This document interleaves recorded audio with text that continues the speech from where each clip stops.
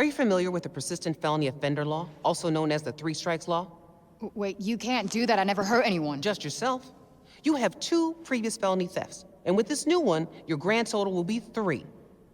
This could put you away for a very, very long time. You have so much potential?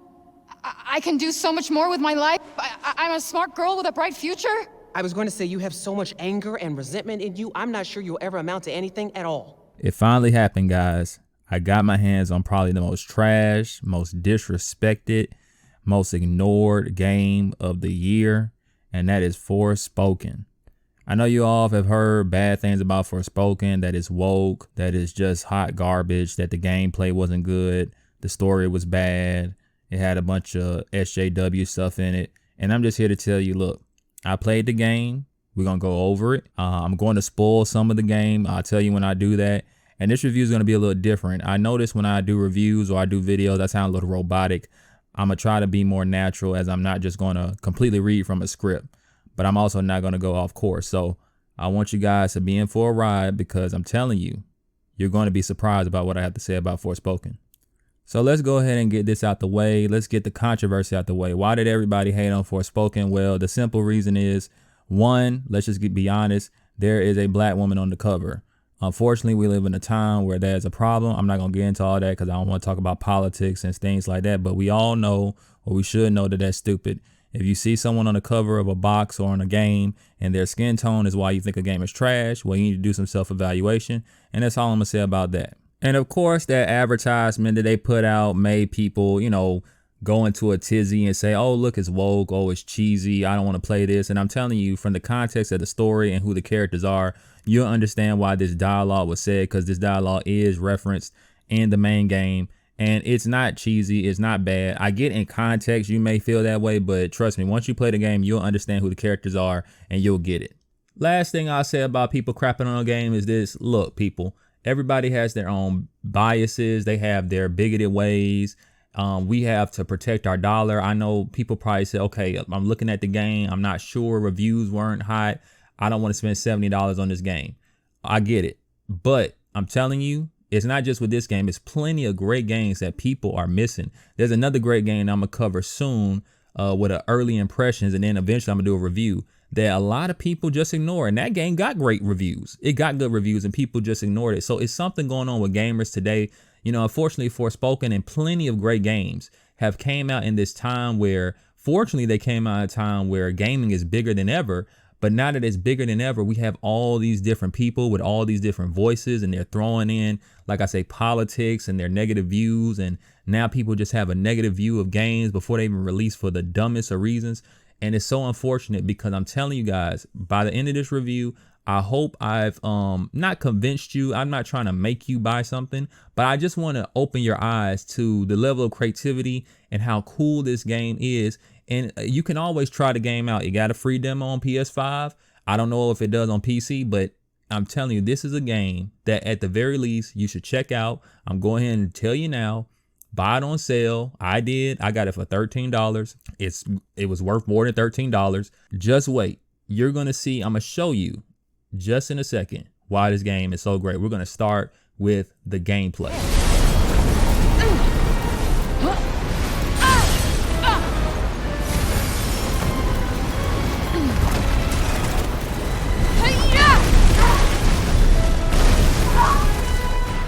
Now I'm going to get the simple stuff out the way. Forspoken is an open world sandbox game with a lot of RPG elements. I would throw it in the RPG category, as your stats and your build does matter, and you build up your character through gear. This gear is represented as a cloak, your fingernail polish, and as your necklace. Now you're able to customize your cloak and your necklace and apply different bonuses on them, and you get to dictate what these are. As you play through the game, you unlock more, and you can buy more different stat boosts that you could put on these things. Now when it comes to your nails, the interesting thing about these is that you unlock these by completing certain challenges, and these have abilities that you cannot change. So they are predetermined, and you get to decide. Like, a lot of them have both a negative and a positive, so you want to choose what you're willing to risk. But you'll get a great benefit. Like, you'll get high critical damage, but you may suffer overall damage. So, you know, your regular attacks won't do much, but your criticals will do a lot. And if you're focusing on getting high criticals, then that won't be a big deal for you. Or you can even put on, because you can only have fingernail polish on one hand and another set on another hand. And for some reason you can't have the same set on both hands, which is kind of, you will imagine fingernail polish, but it won't let you do that. So what you got to do is you got to choose what you want on either hand and try to make sure they're balancing each other out. Or if you're going to go for just straight up, I want to focus on one thing. When you do that, you're going to notice it in your damage. So it's always a risk, but the reward is great. Now you're going to be doing the typical things you do in many open world games. You're going to be finding some towers to reveal the map. Although I have to say in this game, it's a lot different. There's no puzzle or anything you have to do to get to the destination of these towers. You just go to them. And then once you get to them, you're able to view whatever you want to see in the distance. And that's a cool thing. You get to go to different safe houses so you can have fast travel points. Although in a minute, I'll tell you why you're not probably going to fast travel, but a few times in this game anyway. There's a lot of monster dens. There's, secret dungeons, treasure all over the place. They have very cool and interesting puzzles. Like you can unlock chests, and instead of doing a typical lock picking mini game that you do in a lot of other games, it's a puzzle. And the way these puzzles work are kind of weird. It's like it's like a pipe puzzle. Like you've played play a game like BioShock or whatever, but you get to place the pipes where you want to go. These are predetermined. You got to shift the pieces in the right order. And I'm sure other games have done it, but I don't know too many games that do. And it's surprising how you can overthink these puzzles. I'm really into puzzles, by the way, if you didn't notice. So that's why I'm talking about this so much. But you can overthink these and you'll be surprised how simple you can solve these puzzles if you just think about it for a second. But they're very creative. And of course, you got everything else that comes with an open world game. You're going to be collecting things. Like you'll collect a lot of mana. Mana is used to power up your magic, which we'll get to in a minute when we talk about combat. You'll be collecting cats. If you're a cat person, this game has very high detail cats. These cats are called familiars in this game. They belong to the main bosses of the game, which we'll go over. And, you'll be able to, collect things for the cats, and you can see them in your room and they're floating around. They even travel with you. I don't know what determines which cat decides to travel with you. I played most of the game and only one cat was following me. Then as I played through, then another one decided to follow me, even though I already unlocked multiple cats. So I don't know I think it's random. I don't know what determines it, but like I said, I think it just choose whenever you load up the game, who's going to be following you. They don't do much. They do help you collect things. If you're near something, it'll go collect something for you. But other than that, it's just a cool feature. So let's talk about traversing the world. One thing many open world games lack in is good traversal. A lot of games give you, horses, or you're going to walk or run. Grand Theft Auto is good because the driving's fun. So it's fun to drive places. It's fun to get your favorite car and just drive around the world. And Forspoken, this is kind of more like Spider-Man, or I would say Sunset Overdrive, in the sense it have a particular stylish way of traversing the land. This world, Athia, is huge. It's a reason why the map is so big and spacious. And you may look at it and say, because I've heard people say, this map is big, but it's barren. Well, there's context for that. Plus, the way the game is designed, you need this map to be this big because the main character is zipping all over this map. The power of the SSD is here. And I know that sounds like a gimmick, but what I mean is this game would not be able to load as fast as the characters moving in this big map. And then you could have tons of enemies on screen at once. This would not be possible without the SSD being able to load all this in without you, having to pause. And there's been times where the game did pause because I was moving too fast. It rarely happened. It only happened like one time when I unlock a certain ability. I'll show it to you on the screen if I captured it, or I'll just tell you about it later. But yeah, it's crazy how big this map is, and you'll be zipping all over the map because you have this ability called magic parkour, which works as your traversal skill, but it also works in combat, which we'll get to later. But when you're running around the map, you can unlock different abilities for it that allow you to bounce on the ground as you jump around, and you get to go places faster, as this ability burns stamina. But when you use these other abilities like tapping the X button as you jump and timing, you actually save on stamina. And there's many different ways you could traverse the map. You can use a fire whip and grapple onto things and zip around, and you can also use that in combat as well. It's crazy how fun it is just to move about the map. And that's one thing this game does great. You're never going to really want to fast travel because you're going to have so much fun moving around the map. That's why I say it reminds me of Spider-Man. Spider-Man has probably some of the fastest fast traveling there is, but why would you want to fast travel when the game is that fun to just traverse around the map? And this game is the same way. The only time I would ever use fast travel is when the game recommended you do that, and that's because I want to immediately get to the next story beat. I could have just ran there and would have had fun doing that, but I didn't want to get distracted. So that's the only time I really use fast travel. Outside of that, I was running everywhere I need to go. Now that we got that out the way with traversing the map and the many different things you could do on the map, like I said, you'll have a bunch of different side objectives you could do. But one thing I want to bring up though is this game does a great job at not making you feel distracted. It's a bunch of stuff you could do on the map, but it's so spaced out. You're not having sensory overload like mini games. You know, when you play a Ubisoft game or something, it's just so many dots in front of your face and you don't know which way to go and you don't know, should I go do this thing or this thing, or should I focus on the main story? This game doesn't do that, and that is great. And there's only 21 main side quests. The majority of the extra content is like monster hunts, time challenges, and those things give you rewards and they're just fun to do. But when I'm telling you, it's so pleasant to play a game that I don't feel like the game is constantly pulling me left and right to do something else when I just want to do one thing and it's distracting me from doing that to do a bunch of other things. This game is designed in a way where you don't feel that way at all. But on to combat. Now, to describe this game on its surface level, it looks like a third-person shooter because it is a third-person shooter, but it's a very unique third-person shooter that I can't think of any other game. Maybe Vanquish. I've only played that game briefly. There's no other third-person shooter that I can say is like this game. So how is this game different? If you've ever played a game like Devil May Cry or Bayonetta, I would compare this more to Bayonetta than anything. This game blends the Bayonetta style of combat with third-person shooting. Now, let me explain what that means because I know that sounds confusing. I'm not saying that you're going to be button mashing and typing in dialer combos. I'm saying the way the shooting works kind of resembles a game like Devil May Cry or Bayonetta, especially seeing as there's a style meter that encourages you to get high skill attacks in so that you don't lose your style by taking damage, and then by winning after getting a high style count, you're able to get better rewards each battle and more XP. So that's just ripped straight from Devil May Cry because the Devil May Cry worked the same way. But what about the combat itself makes it unique? So in combat, you'll be tapping R2 to shoot like any other third person shooter. You can lock on, you can use free aim, but you have different magic powers. The way your magic power works are like this. Every magic power you have has a base magic skill. It will shoot a particular way. Each one shoots differently. Each one has a different feel, a different speed. And you have to remember that when you're in combat because these enemies are not a cakewalk. They do not let you just push them over. So you got to make sure you know which skill you're using, how fast it comes out your hand, how much time you have in between attacks, because all that matters. So what makes this shooting unique though is that as you're shooting out your magic, whichever magic you use, you also can do like a heavy magic attack, which requires you to charge up your magic ability. Now, when you're doing that, remember, you can upgrade your magic, which means that every magic that you have, you can upgrade to level 3 charge. Charging up your magic, but in combat can be, risky because you can take damage or someone can attack you very quickly. And of course, you can dodge and things like that. And we'll get to that in a minute. But in the meantime, you want to focus on how to get your charge up as quick as possible. And the game allows you to do that by doing combos.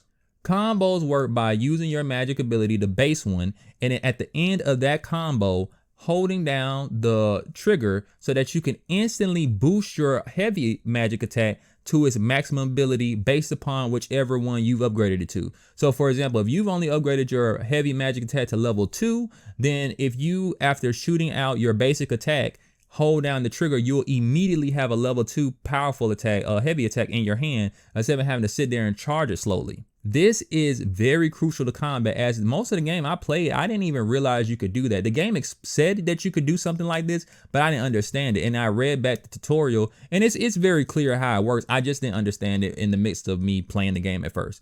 And once I realized this, in combination with the other things I'll go over in a minute with the combat, this made everything click. You also have support magic as well. These can help bind up the enemy, boost your attack, take poison off of you. It can do many different things, that help you out in combat. These are things you want to use all the time, and you can't. As once you use one support skill, you can switch to another and use that one, but you can't use the same one until it recharges. The way you let them recharge is by attacking the enemy over and over with your normal attacks. And you also want to hit them with criticals because they'll even boost it up even faster. Cool thing is, immediately after using a support skill, you can actually hold down your charge attack and do a heavy attack at maximum charge. Like I said, there are many ways you can do charged attacks maxed out without having to hold down the button. And discovering the different ways is very cool and rewarding, as I've sat there and just shot at the air trying to figure out what are the different ways to use your powers. Another cool thing about your powers is that certain skills do different things. Now, every class kind of has a basic powered up move that basically is just a more superpowered version of your regular attack. But then they have two other options as well. These options typically are a range option, so something that's designed for you to use at range is something that typically hits the enemy multiple times with light hitting attacks and maybe followed up with a heavy one. Not as heavy as your charged up normal attack, but something in between. And then the last one can be unique. Sometimes it's defensive, sometimes it's, range, but I would say ultimately they're all defensive. It's just depending upon the circumstances how it should be used.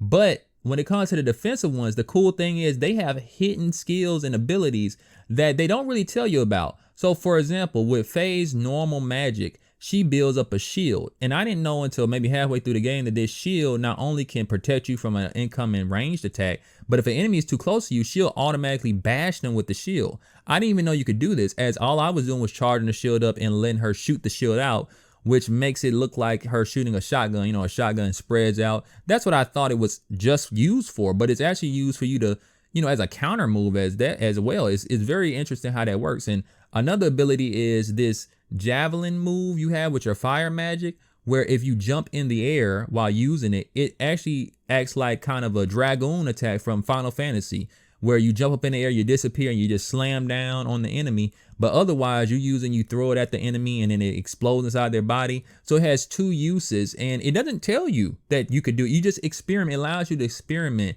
with these different skills and just play around with the different skills and figure out what they do. That's one of the cool things about this game. It knows what to tell you and what not to tell you to allow you to be creative and allow you to wonder what's next around the corner. Now, outside of dodging, there's also a counter move you can do. If you get hit, you can immediately counter by pressing triangle, but you only have a small window of time. You can increase this time window by putting certain different skills on your character's cloak or necklace. But outside of that, you have a shortened time period, and there's actually a perfect counter if you time it just right, and you can do heavy damage. This also restores some of your style gauge. So if you take a hit, you immediately drop a letter grade, but if you immediately counter, you'll gain the letter grade you just dropped from back. And of course, you have an ultimate move that each magic power does. These super moves are very devastating and they could charge up 3 times. And the way these work is pretty cool. When you hold down both triggers and you do them, it does level 1 first, then it builds up to level 2, then it finally builds up to level 3, which is normally a huge explosion. Very cool to watch. Very cool, the feel of the dual sense. That's one thing I didn't mention. The dual sense, when you're shooting, you could feel the way the magic comes out on screen, you feel in the dual sense. So if you see the character shooting the magic out in a certain pattern, that's how it feels in your controller. When you see everything explode, you can feel it in the controller. It's just so great. I'm telling you, no game. I've never played a game that plays and feels like this, from the movement to, the characters, jumping all over the place. It looks chaotic. It is chaotic. It feels chaotic, but when you get your hands on the controller and you figure out how to play, you feel so in control of this crazy game. It's definitely worth playing. We've much to learn from her. Until now, we've only met her with blades. Perhaps we could extend her a hand of kindness. The devil will accept your kindness as it bites your hand, spreading its venomous corruption into your veins. Now, story, man, I had a hard decision. I was going to spoil it, but it would make the video too long. Plus, I started thinking, if I spoil the story, then why would you play it? I mean, you could play it for the gameplay, but this is a great story. I don't want to spoil anything, but I'll just tell you the gist. I'll tell you the early beginnings, and that's it. Freya is an orphan girl. She's dealing with a lot of problems in life. Growing up on the streets of New York, she doesn't really trust too many people. And after her home just got burnt down, and the only thing she has left is her cat that she had to give up because she can't take care of it no more.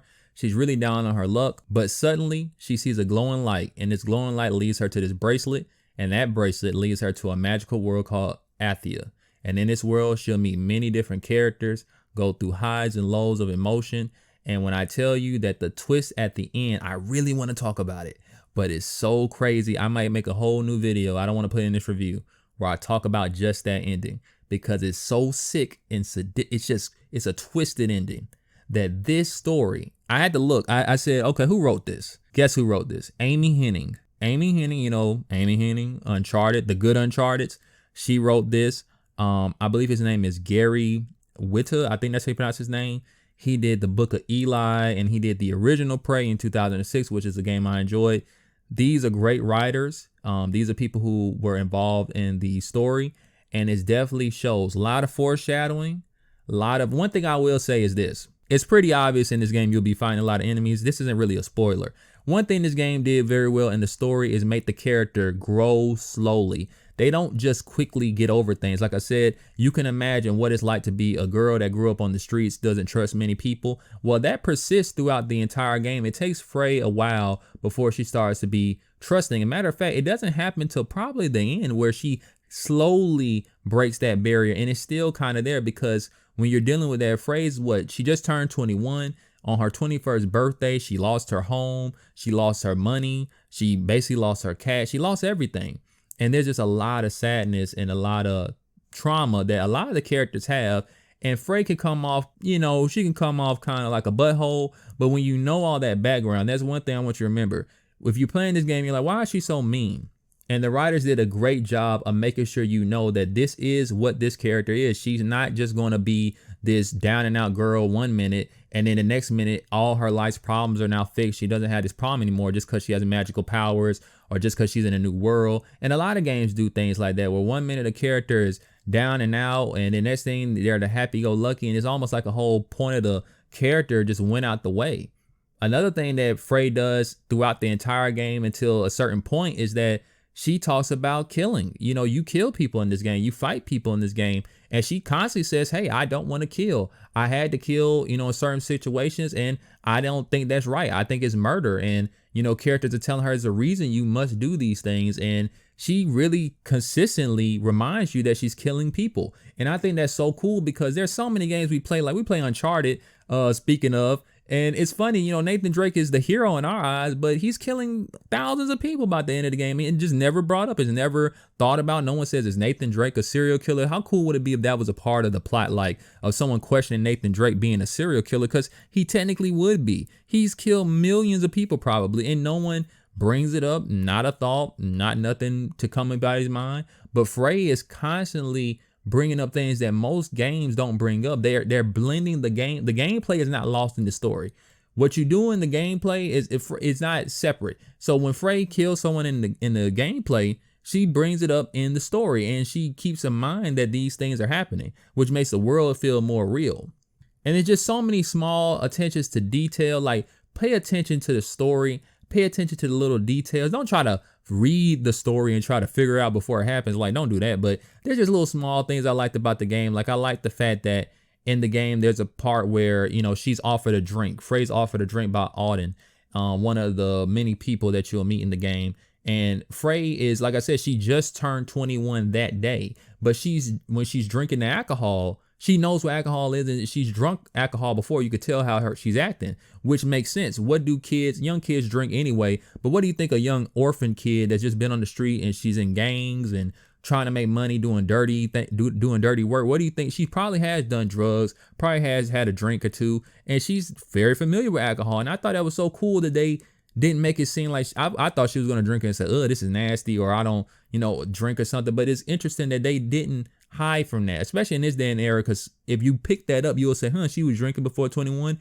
That's not right. They shouldn't have put that in the game, but it makes sense. And I didn't talk about the graphics because I think the graphics are self-explanatory. You can see them on the screen. They look fantastic. Now, I might mix in, I don't know yet, I might mix in some of my 30 FPS gameplay with my 60 FPS gameplay. Yeah, I'll mix it in. And you'll be able to tell maybe some slight graphical difference. But once I turned on 60 frames per second, I'll play most of the game in 60 frames. There's like a slight downgrading of the graphics, but that 60 frames is just amazing. I'm not playing the game at 30, not because it was bad. I played the very beginning at 30, like for the whole time. And then one day I was like, I'm gonna turn on 60, see what it's like. It's just so much better. It's so much. You can go either way. I was playing and doing all right at 30. So you could play and do well in the gameplay at 30 frames. It's not going to hinder your gameplay. You'll just get used to it. But once I turned on that 60, I didn't want to go back. The ray tracing mode though, I don't even see that. I don't know I don't even know nothing happened. I don't know if I'm blind, or I don't know what ray tracing is. I thought ray tracing had to deal with how the lighting works. I don't notice any difference when I turned on ray tracing. So I wouldn't even mess with that setting. Man, this is a different type of video because it's slightly off the cuff, and you know, I'm still using my script, but I'm not just reading from it. That's why my other videos sound robotic. And I wrote a whole script while I was explaining the story, but I just thought about it. I said, man, I don't want to do that. I don't want to spoil the story because it's so good. It's such a great story, and I'm so saddened that people looked at this game and they saw, oh, a black woman's on the cover. I don't want that, and threw it in the trash. Or they saw a silly commercial and said, I don't want to play this.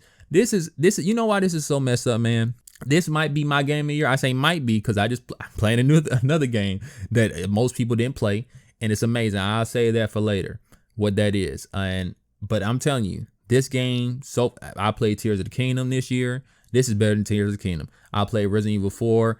This is better than Resident Evil 4 as well. I don't really count that as, I mean, it came out this year, the remake, but that's a remake of a classic. Like, it ain't better than, the remake ain't better than the classic. It's a great remake, but it's not better than the classic anyway. So, whatever. All the other games I played this year, I don't even think came out this year. I didn't even know Forspoken came out this year. Because I've been hearing people trash this game for so long. I thought it came out last year. And I looked at when you turn on the game and tell you the date at the bottom of when it was made. I said 2023. I said this should be in Game of the Year nomination. Or this should be nominated for something. And it's not, because it got trashed. And it didn't deserve it. I understand why journalists didn't like it. Like, if they ignored them trashing, I know why. This game is difficult. That's why they didn't like it. This game is challenging. It's just like if you give the journalists Devil May Cry, Bayonetta, I think they'll give them games decent scores because those are staples. Those are games that, everybody knows by now, so they kind of gotta do that. But this game ain't known, and that's the sad part. This is a brand new game by Square Enix, a brand new IP that they set up for the craziest possible sequel. I really want to see a sequel of Forspoken, but it probably ain't gonna happen because I don't know how well the game did. Y'all trashed it without playing it, and don't tell me y'all want new games. It's one thing for you to say, hey, I'm not interested in this, and keeping your mouth shut, but when you got the online, when you got the internet just loud and, oh, this game is bad and it's trash and it's trash and it's trash, and it's like, you didn't even play the game. You didn't play it. You didn't watch it and look at it. I know some people that really are into that political stuff. I'm not going to get into that, but they really into pointing out wokeness and stuff like that in games, and they don't like that stuff. And they tried the demo and they said, wait a minute, from a mechanic standpoint, this is actually pretty good. I want to learn how this works. At least they got to play the demo to figure that out. But how many people just threw this off? I know so many Sony fans, they hype up anything that's exclusive to PlayStation. When the reviews came in, they immediately dropped it. They didn't even try. They didn't even try it. So all I'm saying, man, is look, as of today, which is the November the 20th, 2023. This is when I'm dating this review. As of today, Forspoken is on sale. It is Black Friday. You can find Forspoken for $20, and I wouldn't be surprised if it stayed at $20 for a long time. I got it from Best Buy for $13, brand new. Best $13 I spent. This game is phenomenal. This game should be played. I'm going to drop some more videos on it, just showing off gameplay and stuff. Maybe that will entice you. I'm telling you, I'm not telling you to buy this because I have some stock in Square Enix. I worked on none of that stuff. I don't get paid.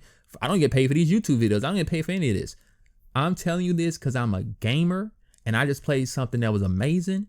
And I know that if someone, you got to tell people. You got to tell people when you play something amazing, you got to say, yo, man, stop what you're doing. I just found one. This is one of them ones. This is going to be a game that, trust me, years later, y'all going to say this was a hidden gem. It wasn't hidden. This is one of the most promoted AAA games in 2023 and got bumped. Not even because they were better games. It got bumped before it even came out because of politics and a goofy commercial. And that's just sad.